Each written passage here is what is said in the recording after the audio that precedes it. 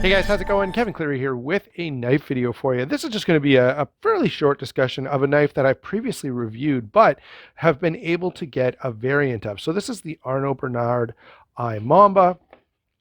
And you'll recall that when I had this knife in the first place, I was really impressed with it, but I did say that I would wish for one in plain. Well, recently, one did come available in plain and I was able to pick it up, and I just want to share it with you, kind of give you kind of a brief overview on it. I'm not going to go through all the specs again because I already did that in the full review, so you can go ahead and watch that if you really want a full detailed discussion of every single aspect of this knife.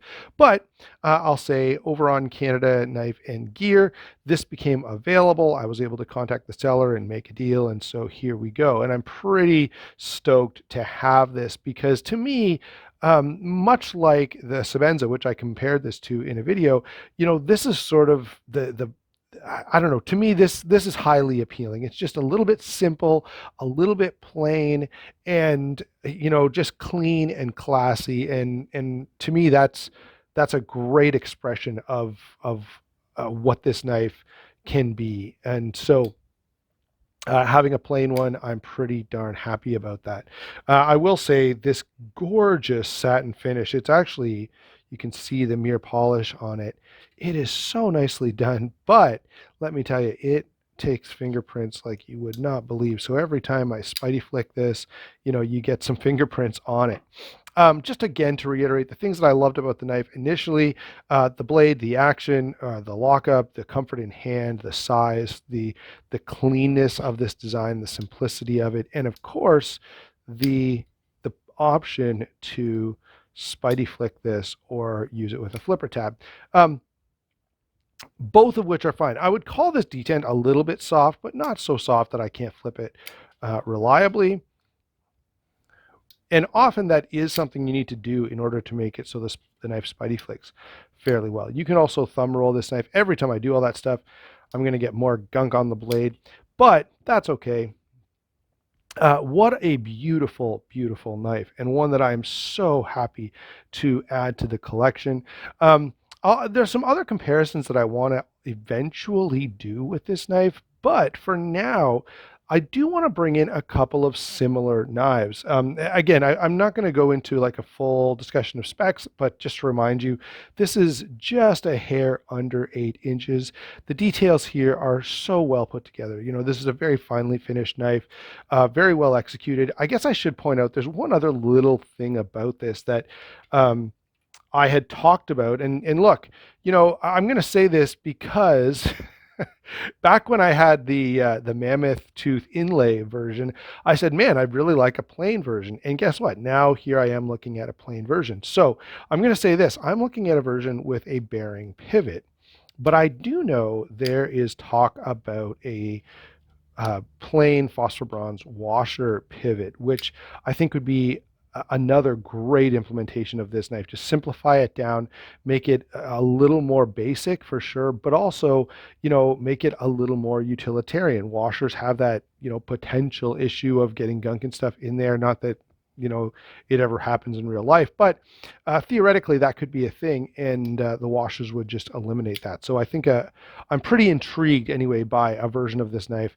just with washers instead of bearings. So I want to throw that out there. Again, I have to say, oh, look at that blade.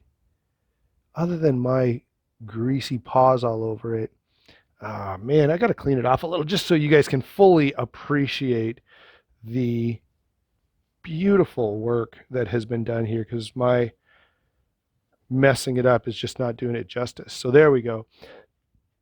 Now it's clean. It does come with this sort of African themed hank, and I used it just to clean it up a little bit, but look at that. Absolutely stunning blade.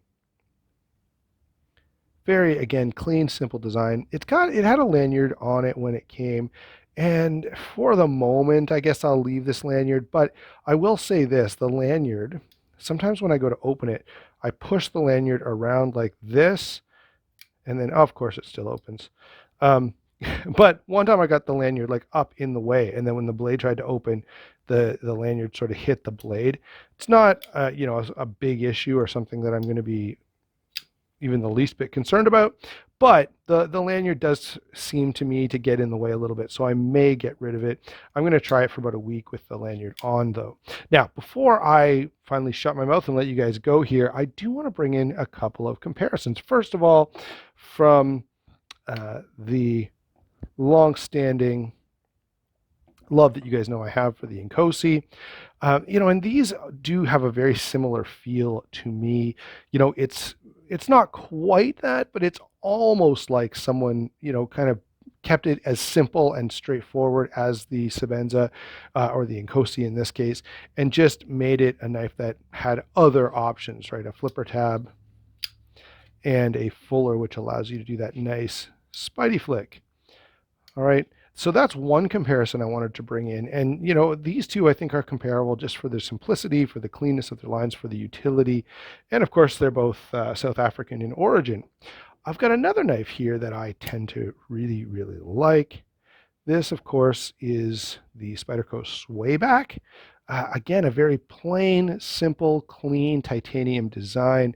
A little bit different, a little bit unique, and that's certainly a major drawing card for me. And I think both of these knives kind of fall into that category. So I thought I'd throw that guy in. And then there's one more knife that I think is extremely compelling and probably deserves a full comparison between these two. Now, there are certainly some things about the Imamba that I like quite a bit better. However, man, for the difference in price, you're getting an awful lot of knife from the Mastrop Ferrum Forge. What is it? Wee knives. I'm sorry.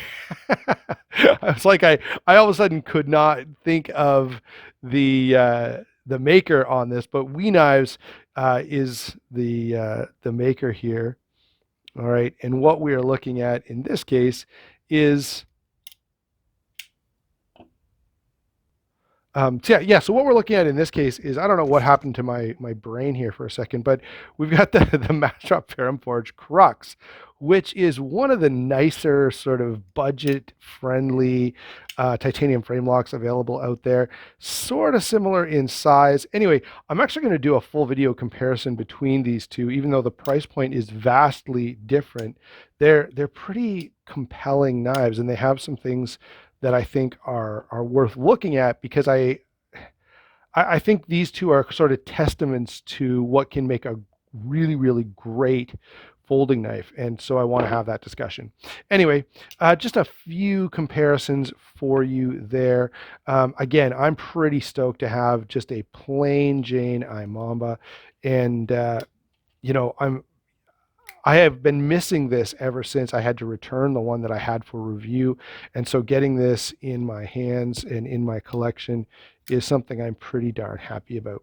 All right, thanks a lot for watching, guys. If you want one of these, you're going to have to watch the secondary. I would say follow Arno Bernard on Instagram and check their website. I think they even have a mailing list so that you could put your name down, and when these become available, you'll get a notification. I did look around at some retailers, and I'm not seeing these all over the place, so probably not super easy to get your hands on at this point. But again, if you want one, I think they're available-ish. Given it a little bit of time and energy, you can definitely get one. Check out Steve over at Thunderbird Gear. Again, he doesn't have any in stock either, but great store, really nice guy, and certainly worth checking out. All right, thanks a lot for watching. Don't forget to like and subscribe. Don't forget to check the channel sponsors down below. We will talk to you soon.